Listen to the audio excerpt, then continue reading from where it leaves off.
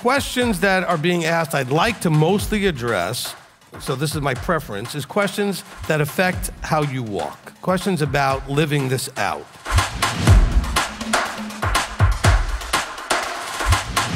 What he's always told me is, tell them that if they're doing what they're supposed to be doing, they'll be where they're supposed to be. But you need a teacher to teach you what it is you need to be doing.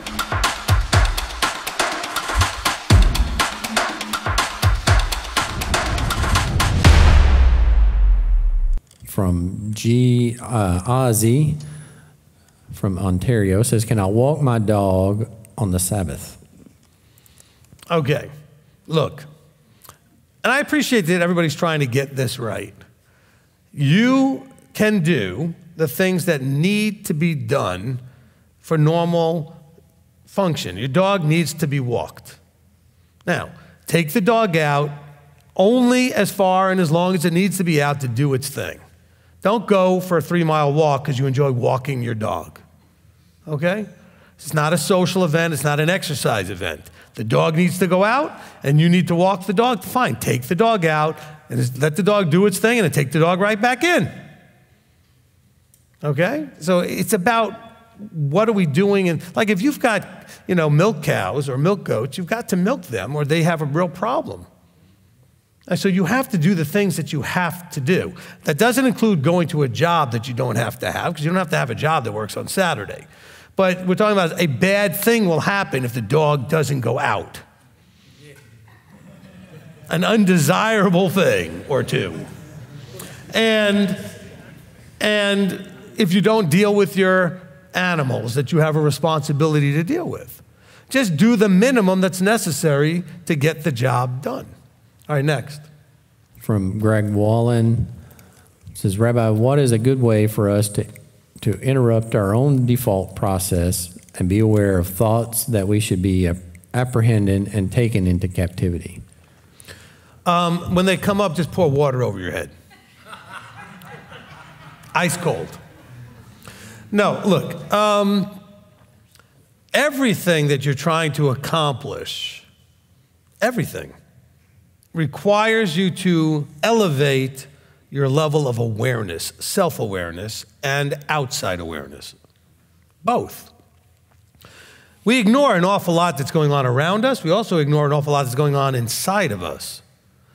And so your first, and I've taught this many times, so I'm just going to refresh it, so to speak, give it a reboot here, in that this idea of being hyper-aware.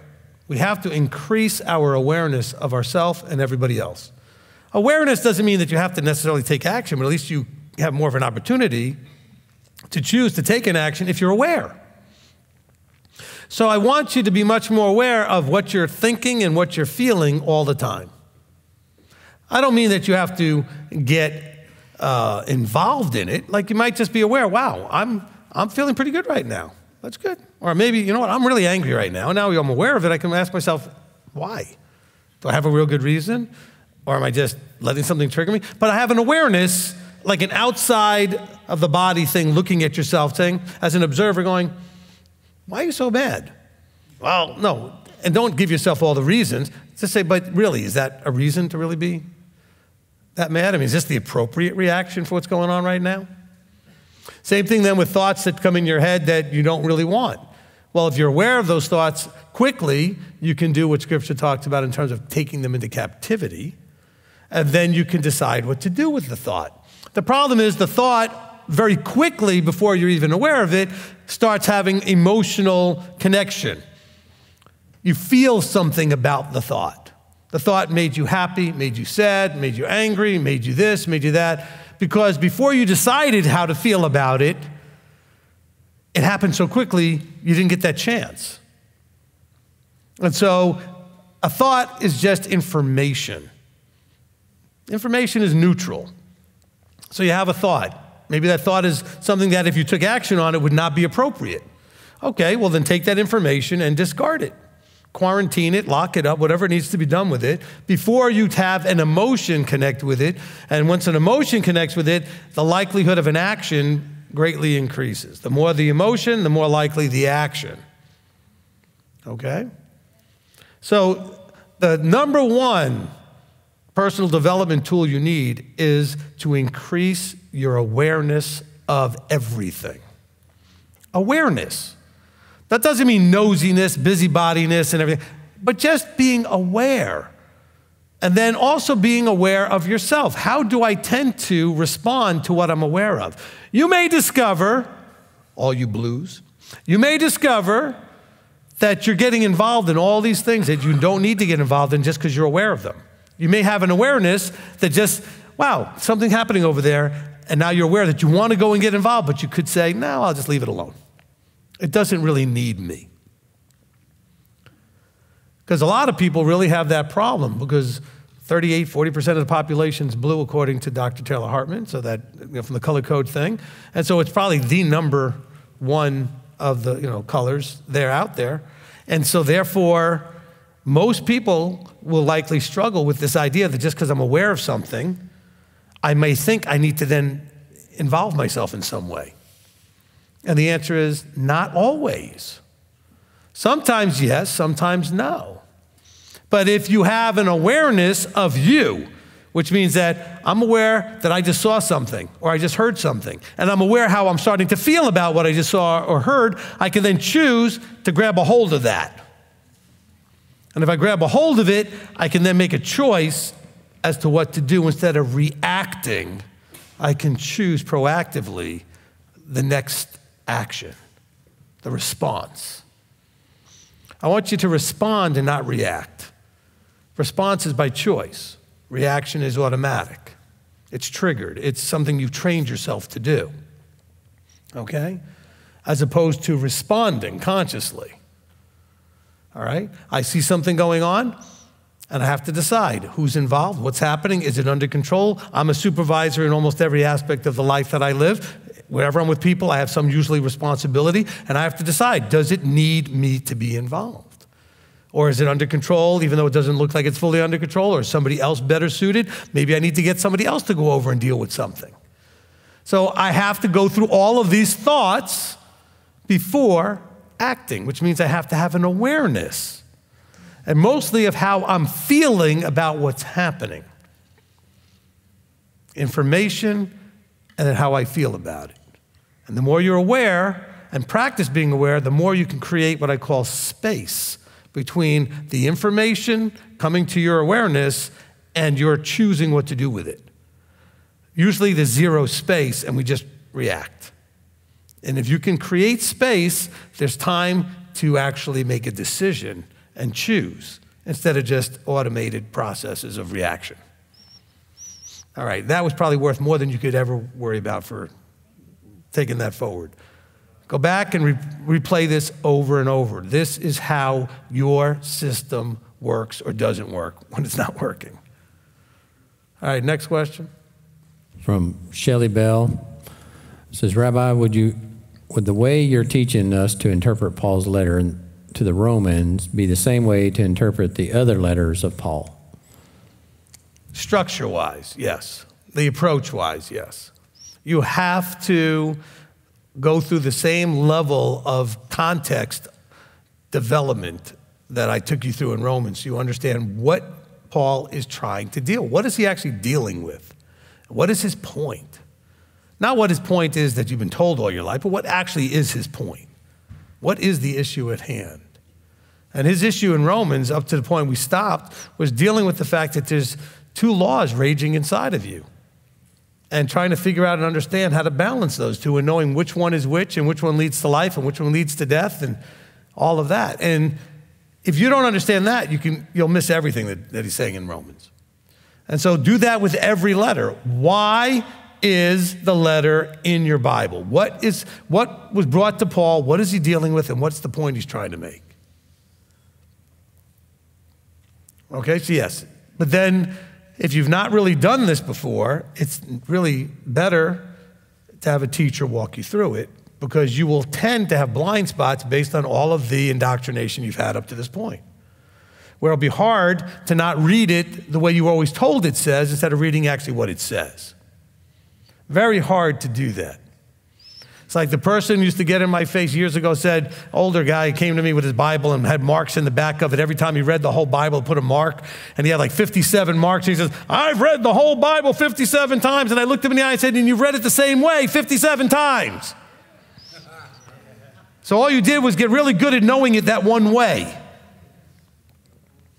Okay? Which is why you're in my face right now, and after I just showed you something that it says that you never thought it said, you can't receive it. Because you 57 times read everything the way you read it. And whatever lessons you heard from whatever pastors you had, the way they taught it. And so that's all you know. I mean, I have people watch certain teachings that, like the divorce teaching, some of the other teachings, and they just cannot receive what I'm saying. And I'll say to them, after they start arguing with something about, they'll say, well, if I get divorced, this or this or this, and I go, no. I said, didn't you listen to the teaching? Yeah. I said, well, then I covered it in the teaching. I'll have to go back and listen to it again. Happens with so many people with that teaching. The Father and the Son, are you saved? Doesn't matter. If you're not able to receive, then it doesn't matter how many times you listen to or watch or do. Because I've had people argue with me, and I'm saying, it's in the teaching. No, it's not. Yes, it is. Go back. I covered it. Matter of fact, sometimes it's something well, what about in Matthew? I covered that for 20 minutes of the teaching. And they're like, really? Yeah, really. See, you can only receive what you are willing, ready, and able to receive. You can't just receive it because you want to. You got to clear the clutter away so that you can receive. All that preset. It's like the person that said to me, well, yeah, I'll listen to that thing you gave me, but I already know I'm probably not going to like it or agree with it. I'm like, well, then why bother? You have no idea what I said because you haven't looked at it yet. I told you it's something you need to see to understand this particular, whatever the subject was. I think it was grace. No, it might have been the rabbi thing, but I think it was also the grace thing. But, I said, you got to go and listen to it with an open mind. You still might not agree, that's fine. But don't go predisposed to just go, well, I'm not going to like it. I mean, you all know you've all been wrong before. And you were wrong about things you never expected to be wrong about. And so why would that surprise you if you're wrong again about something you didn't expect to be wrong about? I can promise you, none of us is done being wrong. Okay? And don't tell me you never got into an argument with somebody and embarrassed yourself only to find out later you were wrong, where you knew that you knew that you knew, and yet you still ended up being wrong. And you argued and you got belligerent about it, whatever. You dumb, you don't know, and then you come out you were wrong. Now you're really embarrassed. That could still happen again. Because I can promise you, if it happened to you once, it happened to you twice, or 3, or 5. Almost nobody did it only happen to them once. Because we are so quick to just think that we're always right about everything, or that everybody that ever told us anything was right about everything. We've been lied to by everybody. Okay? Politically, medically, spiritually, everything. And most of them well-meaning and really believing what they were, feeding us. Okay? Doesn't mean it was right. They believed it. Most of them, right? Some of them knew they were lying, but most of them were genuine and believed it. All right, next. From J.K. He says, I've been taking an intense look at Koshrut because invisible pitfalls are everywhere, from unclean fast foods bread to synthesized unclean animal fats. Is there, will MTY make a guide on modern Koshrut concerns? I think one of our cookbooks does the first cookbook have some of the list of things to look for? Okay, so in our cookbook number 1, there is a list of things there. You just have to be good at, no, I don't want to say it that way. You have to be willing to make the effort, okay? Once you've looked something up, call the company. Almost every company is very happy to answer your questions. They're not tough. I mean, we've contacted lots of companies to ask them about their ingredients, and they just very easily and openly answer the question. And so, but once you know something is okay, then you know. Or you know certain brands, certain companies, certain things are okay because you've done the research and then you know. And you know what they use to make their cheese or what they use to make whatever because you've done the research. And you just have to do the research. There are lots of lists online. You can look up, kosher product lists and kosher food lists. I don't know how accurate they are, but there's certainly lots of them out there. Okay, the thing is, if we make a list and if we make a mistake, then we're responsible. So I'm not really that excited about making a list. I'd rather encourage you the kinds of things to look for, and then you look for them. Okay? Simple as that. All right, next. Oh, wait, let me just say one more thing about Koshrut. Don't take this as license, okay? Like everything else, it's the effort that matters. But realize if you make a mistake, you're only unclean till evening. It's not the worst thing on the planet. What is the worst is that you didn't make the effort. You didn't look at the ingredients. You have to make the effort. And if you still make a mistake or something was in there that you didn't know, that's fine. You then learn and you move on and don't make that mistake again. So make the effort, but understand that if you somehow miss, that's not on you, like as an eternal, irredeemable blemish or something. You just say, I'm glad I found that out. I'm not going to make that mistake again. You repent. You own it and you fix it and then you move on. Okay? So, because I know sometimes in our effort, we still end up somehow developing a fear. Well, what if I mess up? What if I don't find everything? What if I don't do this perfectly? Stop being afraid. Fear is of the enemy, okay? Fear of Yahweh is the only fear that you need to have. And that fear of Yahweh, if you listen to the teaching, is all about the awe and reverence for him, okay? But the I'm afraid, that fear, the anxiety fear, that is not of you. That should not be of you. That's not of him, that's of the enemy, okay? And so make your best effort, do it with a good conscience that you made your best effort, and then be okay with the consequences and learn from mistakes. Does that make sense? But make the effort. I know people that have brought stuff in, and then I'll pick it up, and I always look at the ingredients, and then I'll catch something and be like, oh. It's like, did you look? Well, no, I just assumed this or that. No, you have to look. You have to look. And ingredients change sometimes. Companies sometimes change what they have in things. So it has to be automatic. You pick something up and you look at it. Now, you should also know what you're looking for. Now, maybe you find out there's something in there that you didn't know what it was before. Now you found out it's possibly an unclean thing. Oh, now I know to look for that next time. Because you've learned something. And don't beat yourself up for all the other times you ate that ingredient in something, but just say, oh, good, now I can fix that. It's one more thing I can fix. All right, next. All right, from Anki Miriam says, someone renting a room in my house and we share a fridge. How can I go about unleavened, bread, or I guess during the feast with this in mind? How can they clear the leaven out, or do they? These kinds of things they're not simple. Okay? There should not be any leaven in your dwelling. But you're renting a space in your dwelling. And so, and you're sharing things like a refrigerator. If they're going to have leavened things, I would say at the very minimum, they should have their own shelf or something in the refrigerator, so only their stuff is on that one spot. Because after all, they are paying to have that also be their dwelling. So it becomes complicated. It's not so simple. It's not just yours anymore. I mean, certainly you could ask them not to do it for a week, and they might not.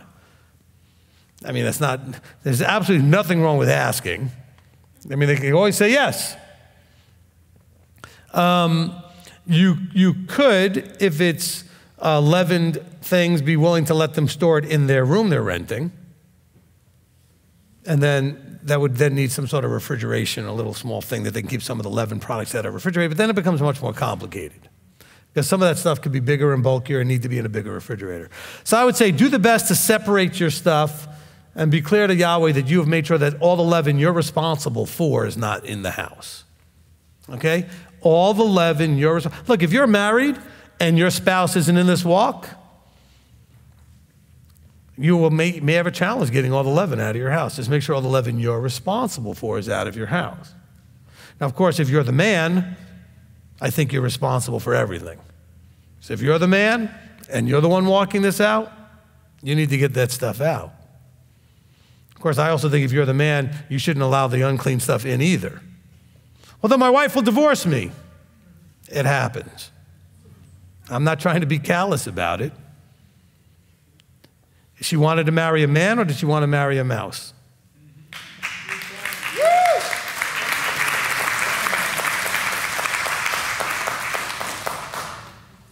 You claim, I'm the man. Really? Where's the evidence? If I come and watch you and see what you're doing all day long. Because when your wife gets around, we'll see who the man really is. And don't ever, listen, ladies, don't take this in any wrong way, but don't ever, men, ever, in my presence, say the words, I need to check with the boss, and be referring to your wife. Don't ever do that in front of me. I will stop you cold in your tracks, because that's not leading properly. Okay? I will say things like, let me check with my wife. She may have already made plans for something that I'm not aware of. So I'm getting information from her, not permission. You check with the boss because you need permission. Okay? And some of you are thinking, but my wife won't let me do this. Well, then you're not the man. Okay? And maybe she doesn't really want one. I'm just brutally honest with everybody. What can I tell you? Okay? I told you, men aren't nice. They can be good and kind and gentle and strong and everything else, but nice has nothing to do with it.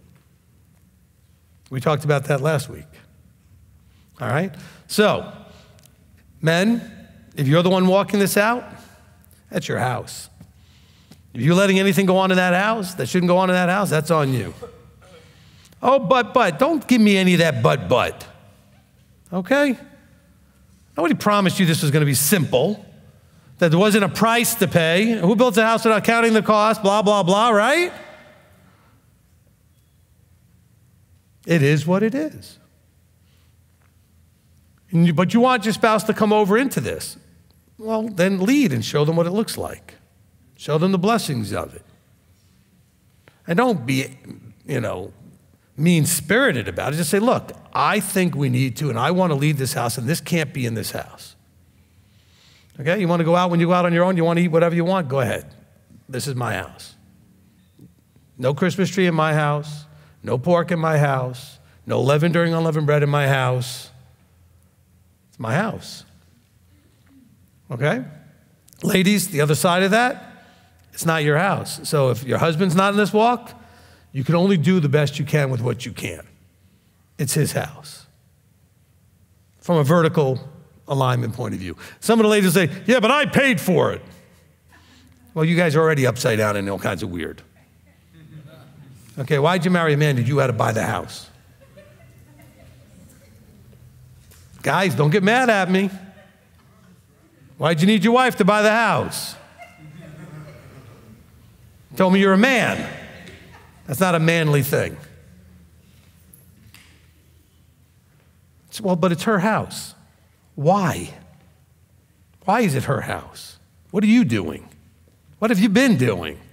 You're 50 years old and you're still not doing anything. And you want somebody to want a man. Well, that's why they don't want you.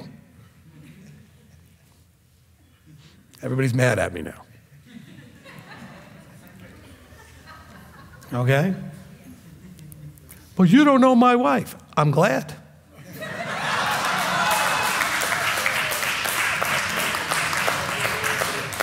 And So was she. Because she would not want me. No, no, no. But she'd be safe, taken care of. Things would be handled. She'd have nothing to worry about. All right?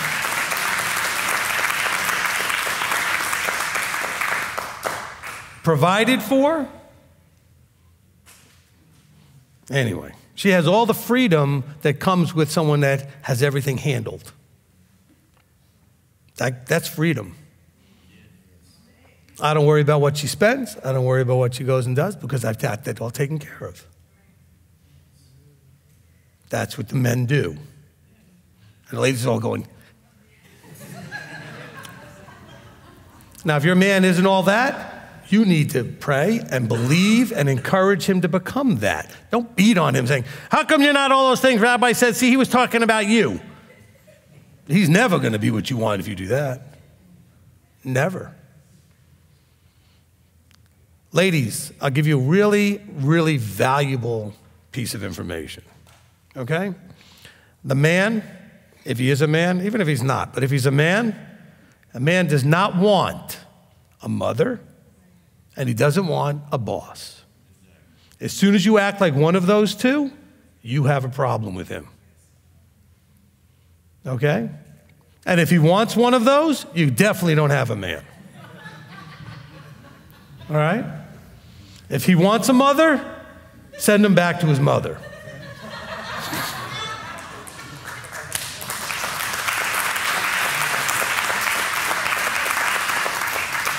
And if he wants a boss, send him to work.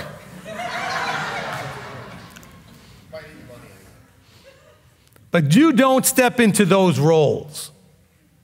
Okay? If he's a man, he doesn't want a boss, not certainly from his spouse. An employer he might want, but I don't want a boss. Don't treat him like he works for you and you're like, talk down to him and all those things you might say to an employee, and don't treat him like he's your kid and scold him like he's your kid. But he acts like a kid. Well, whether it's true or not, you're not going to get anywhere treating him like one. Okay? And men, you're enabling all this. All you Ahabs out there. Don't complain about your Jezebels. Okay? We have had very few Jezebels last in this congregation for more than a short period of time because they bang up against me and it doesn't work. Okay? Ask my wife from 20 years of experience of watching people try. Because they have husbands that they walk all over, then they try to do it to me, it goes, boom, falls flat, and that doesn't work for them and they leave. Okay? Now, of course, that's not why they say they leave, but that's why they leave. Because if you're a man, the Jezebel can't do anything. It just bangs off you like hitting a brick wall. They go blah, blah, blah, blah, blah, try to control and lead and do all this other stuff, and you say, no. But you got to be able to say no and mean it, but you also have to have everything else handled. See, I never promised you this was going to be gentle, nice stuff. It's all the truth, though, isn't it? All right?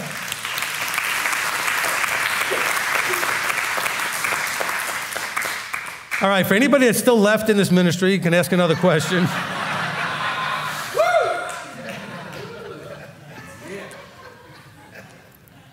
All right.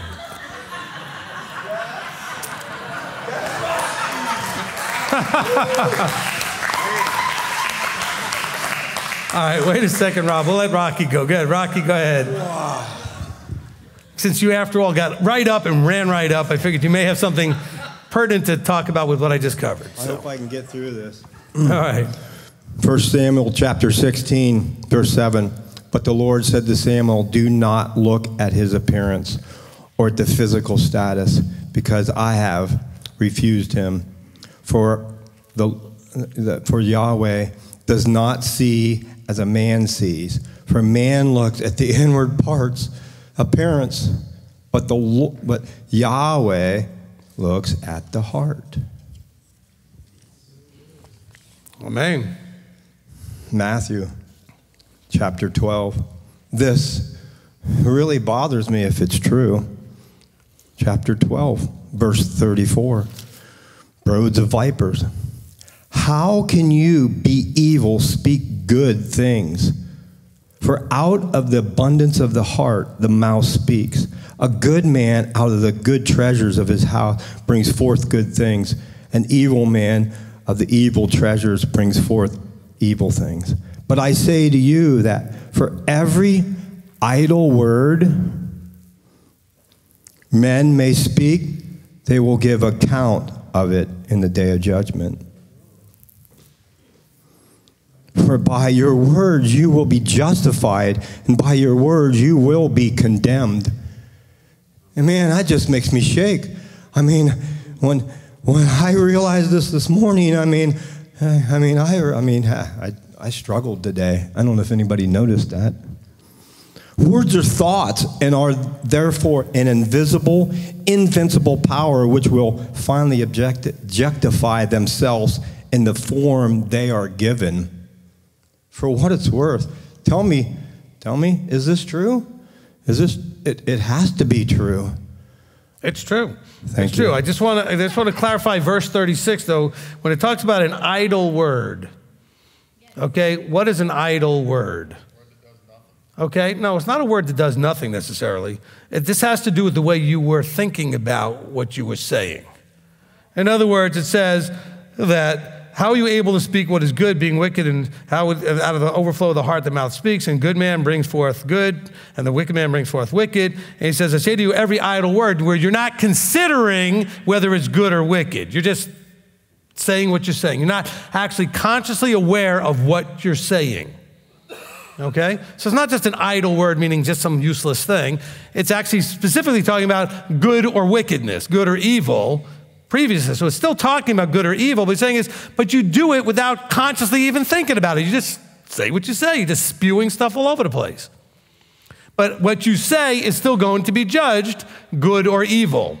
So you might want to think before you speak. That's what it's talking about. Did that help? Okay? All right, so good. Good word there. And this goes completely into what we've been saying all along, is that what's inside manifests.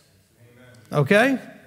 And so your belief or your lack of belief, your anger or your joy, your doubt and fear or your faith and belief. It manifests your trust or your distrust. All these things manifest from what's inside. And the stronger the emotion and the stronger it fills you inside, the more it manifests outside. I mean, not that every thought and every emotion just automatically manifests, but when you hold on to it and it gets stronger and it builds and there's an abundance of it, right? Out of the abundance, not the thing that's a little bit in your heart, what's abundantly in your heart manifests. So I don't want you to be all freaked out that, hey, I had a bad thought and now all of a sudden some bad thing. No, it's the abundance of that thinking. You dwell on it, you think about it, you obsess on it, you focus on it, you seek out more ways to obsess and focus on it. That's going to come out. Okay? You as a man or a woman, doesn't matter, see, and you're married, and you see someone who looks good walk by. Somebody you think would be attractive. And you have a thought, ooh, they're attractive. No problems, no issues if it stops there. But what if it goes in and you go and start thinking about what it might be like to have that person? And then you look for more opportunities to run into that person. And then you follow around and keep looking at that person. And now you're getting this abundance inside. You're likely to now go over and say something or try to strike a conversation or you're going to do something the more it fills you. Because it overflows out of you because it's abundantly in you. So it's not just a thought and an emotion. But how much of it are you holding on to, nurturing, adding to, building on so that it overflows you into the physical realm of action? Okay? Good. All right. Rob. Okay, from Miss Ramona. It says, Rabbi, when you've been raised and told that in the latter days people would be lovers of money and greedy for gain, lovers of self, how can we thrive when we are fearful of all of the above? Okay, so I'm going to guess, and this is Romana, right? Not Romana, but Romana? Canada, yeah. Okay, so look, I'm going to guess that here's the problem. We're looking at things in a one-sided manner. In other words, there's those that are of greedy gain and lovers of money. Well, they're looking at it as an end point, as opposed to those desiring wealth because of the abundance you can use it to help and bless other people. But if you only see it in one way, one-sided, you don't allow yourself to see it the other way. So then you just have this thing where wealth equals bad, and so therefore I sabotage myself and never seek out any wealth. When wealth in itself is not a problem. It's the way you're approaching it and what you're doing with it that's the problem, okay? The love of money is a root of all kinds of evil. It also is the root of all kinds of good. Having money, loving what you can do with it as opposed to loving it to accumulate it, okay? I love having money come in that I can then use to bless and do. If I didn't have any, we couldn't do most of what we do, we couldn't do any of it unless money was here to do it with. And I love that. Now, if it was just the love of money, like think of the greedy rich miser who just wants all the money and hides it all in his basement and doesn't want to share anything with anybody, this is where evils are going to come out of. Because then you become paranoid that someone wants to take your money and you understand what I'm saying? Your whole mindset goes in the wrong place. But if I have an abundant mindset and say I give money away or do something that helps people that costs some money and that money somehow ends up not being used like we had hoped, which does happen occasionally, I don't have any fear that he'll give us more to do some more of that. And then we'll do it better next time. And we'll do it in a, you know what I'm saying? Because sometimes, like anybody, we help people we probably shouldn't have helped because our heart's there to help people. And sometimes we enable them instead of helping them. But we don't worry about, oh, well, we blew that money. Well, no, he'll give us more. He knows we're going to make mistakes with some of it. He knows who he's working with us. But we know that he didn't give it us for us. He meant for us to try to give it away and use it for good, and sometimes it works better than other times. And so the same thing with lovers of self. You can turn that into losing out on any benefit of proper self-esteem. Self-worth. You are never going to be anything in life if you can't love yourself appropriately. If you can't feel good about being you appropriately.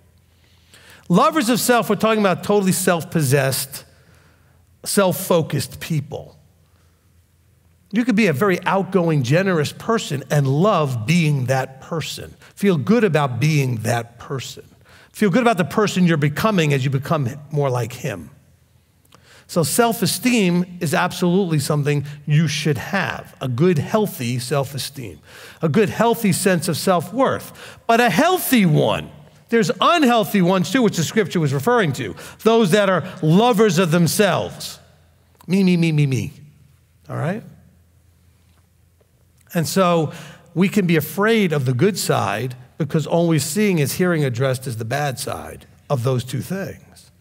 And therefore, we're afraid to feel good about ourselves. We're afraid to seek any kind of self-esteem. We're also afraid then to have any kind of abundance because we think that, well, money is evil. Because it says those who are greedy for gain. I'm not greedy for gain, I'm greedy for give. I want to have as much as we can, and if you give it to me, we'll do more with it. Okay?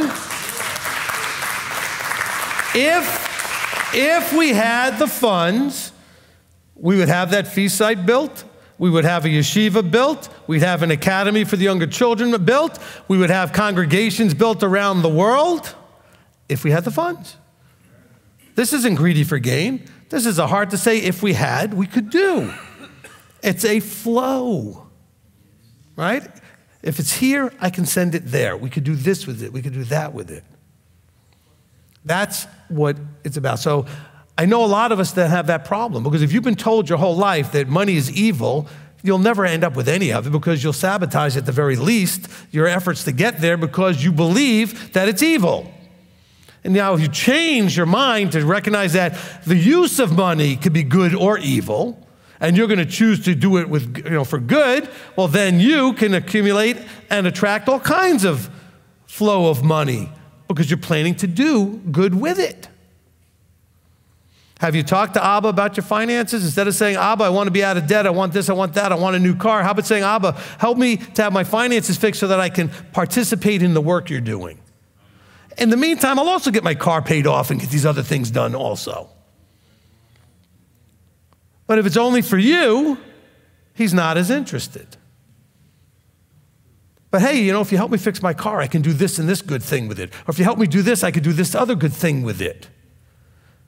Show him that you're aware and desiring something away from you to benefit from what's being given to you. Ooh, let me say that again. Help him to understand from your mouth that you have a desire that what comes to you is to benefit away from you. It's not just to benefit you, even though it will. Okay? If you don't have a working car, getting a working car will benefit you. But also talk to him about what you're going to do with that car that's going to benefit somebody else. Or make it so that you can serve in some other capacity. So that there's a reason beyond you for everything. Amen? Amen.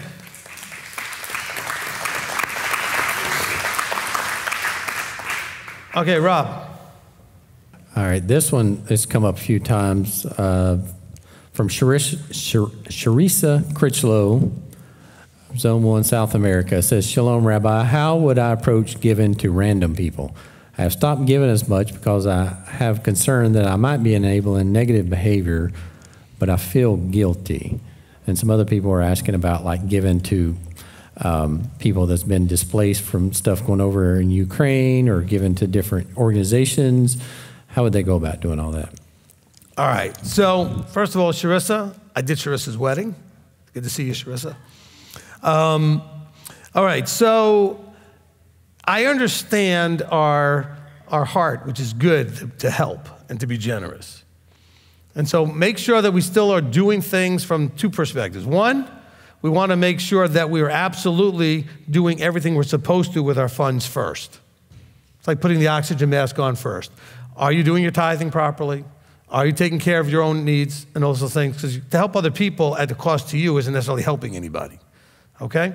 So make sure we're taking care of that. I don't mean to be selfish, but there are things that you need to properly do before you're just going. It's kind of like this government, gives all this money to everybody else on the planet, and then we don't have anything coming here. It's like, why is all that money going out there when we could be using money to fix things here? Take care of getting you so that you're stable and everything financially so that you can help others. So just make sure that you're doing those things first. Then we look for the household of Elohim first. Then we look beyond that, okay? Now, if you are blessed with enough financial abundance, be generous. Sure, I understand that. It's great. I encourage it. But I do want you to be aware that sometimes your generosity is not going to go where you think it's going. If it's an organization, that organization may be paying most of its money to the staff and very little of it to where it's going. And so it may not be that effective. You need to find out, and there are ways to find out how much of each dollar actually goes to whatever it is they're saying that it's going to. You may find out it's only like 20 cents, where 80% of it's going to other things. And so you may want to find that out. The other piece of it also is that you may be, and this was the concern that she mentioned, enabling instead of helping, which means that we shouldn't just give to people that we don't know. We should be giving to those that we do know what the situation is, and then be sure that they're actually going to get it. Because giving it through organizations feeds the machinery of the organization, whether it's the Red Cross or some other, fundraising group. They've got paid staff and everything else that, is being taken care of. So that money isn't all going to where you're hoping it's going to go, okay? Now, you still may give it anyway because you still say, well, it's still better than nothing. You don't want to help, and I've got the extra money. That's fine. But just think those processes through. So like when you just see somebody, in a situation where they sound like they need help, don't just help them. see, you might need more information first. Which is why I don't like when people in this organization post in any of our forums some sort of help they might need financially. Don't do that. If you do, I'm going to delete your post. You need to contact the leadership and make that point to them, and then let us help you, because the storehouse is where most of the group sends their money to help people. Their third tithe comes in, and then let us get to know your situation, and so that we don't enable anything, and then we can help you or not. But when you put these things out there, even if you don't ask for money, but you make it so clear that's what you need, the next thing you know, all these people with their bleeding hearts just start sending you all kinds of whatever. And I've had checks come here for people in the congregation, and we've gone and given it to them. And the person's looking at me like, I don't understand why. Because you got on the microphone and made it sound like you had nothing. And so everybody's now, because that's what they interpreted from what you said. Okay? And the person's like, but I really don't have that problem. I said, well, next time be careful when you're on a microphone. Okay? And the rest of you want to help somebody? Contact us first. Ask us if it's something you should be doing and how that should be gone about, because you may be responding to something that's not actually there, or you may be wanting to respond to something that won't actually help. It may make it worse. Does it make sense? Is that fair? Okay? But I want you to still be thinking of generosity. You can still go and do these things. Just realize you could be enabling, or you could be throwing it into an organization more than helping. I mean, these are things that are all possible.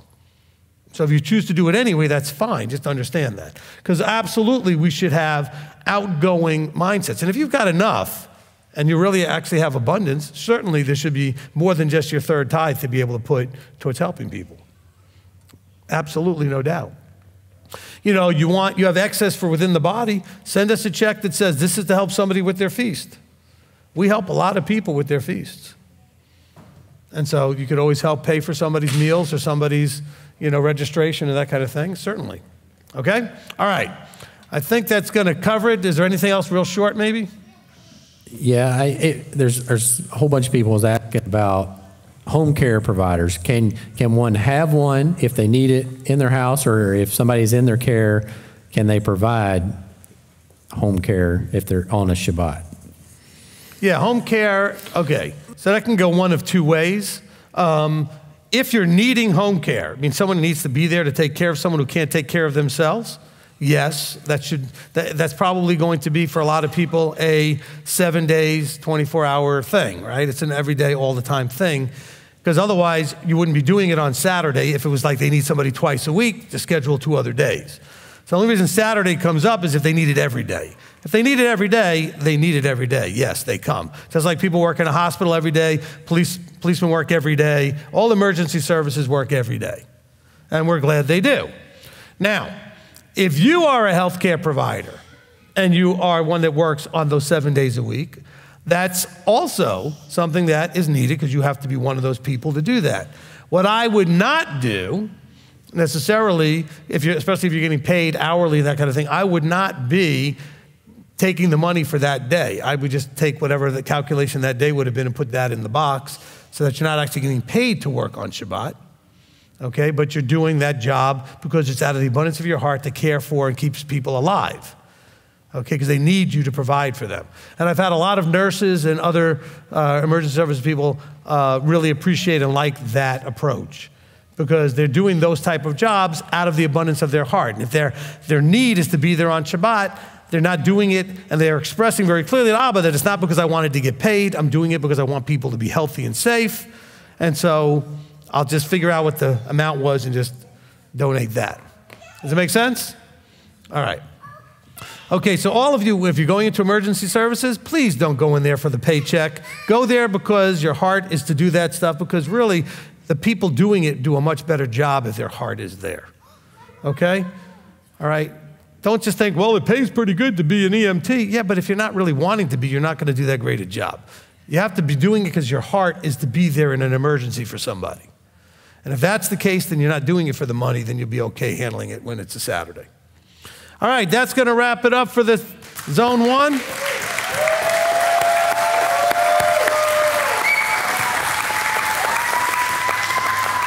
I hope that was a blessing to everybody. I really enjoy and appreciate all your questions. Excellent questions today. And so now I want you to understand something very important. Some of you thought, man, that was great. I appreciate that. It will mean nothing if you don't take what I said and use it in some way. Okay? I'm not here to impress you. I'm here to impress upon you to take some action. Okay? I'm not here to impress you, but I want to impress upon you things you can and should be doing or can and should not be doing. Okay? So you may need to go back and listen to some of these things again and again, the pieces that apply to you, and figure out how can I now take that and be that and use that in my transformation. Amen? Amen. All right, so we have all the children?